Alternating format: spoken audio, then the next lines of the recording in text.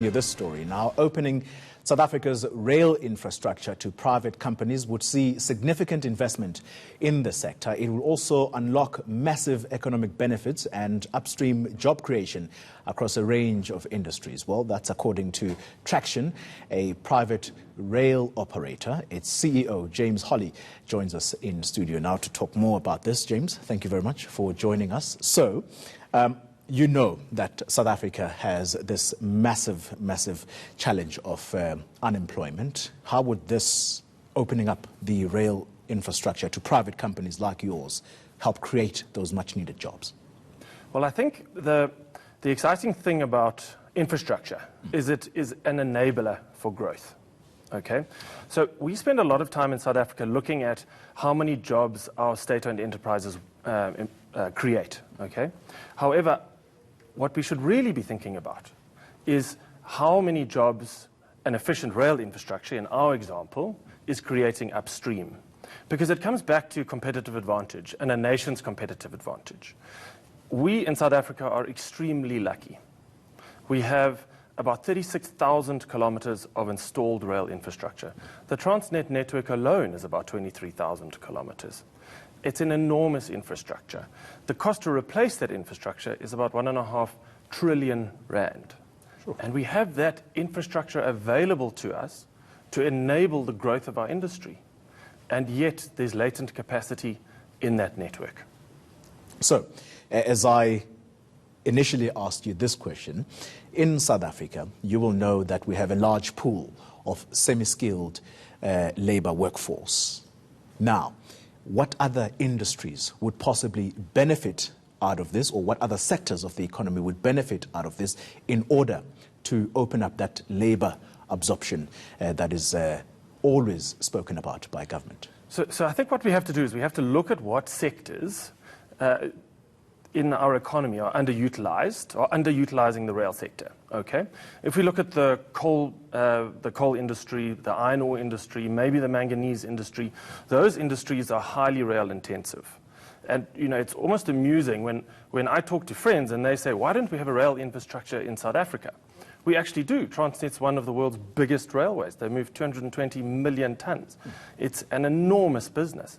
But then we've got to say, well, where is the additional opportunity for railways to make our industry more competitive? And those opportunities exist in areas like agriculture, like containerized transportation movement, and certain areas of mining, like chrome, ferrochrome, manganese. And effectively, in our mining industry, it's the opening up of new mining opportunities. A labor leader who's watching this interview, a union leader, immediately is saying, no, but this can't happen. You are going to decimate Transnet, which is the monopoly in this sector, and add to that, you're going to further mechanize this industry, and therefore job losses are going to be the next issue. How do you appease them? Because they are quite an influential bloc, particularly in governance decisions. So I think it's a very easy response to that. And it's really the most important question is, why not open up the state's rail infrastructure? Okay? We have a situation in South Africa where we have this incredible installed base. Today's Heritage Day. You know, we should almost celebrate the heritage we have in our railways, you know. And if that infrastructure base isn't being utilized, if there's latent capacity in that network, if Transnet is operating, say, 50% of the capacity of that network, okay, every company, because of the nature of the way those companies are funded, has a capacity limit as to how much they can expand. It's very simple. Companies are funded by profit, they're funded by debt and by equity, okay? There's a limit that every company has in its ability to continue to invest back and to expand.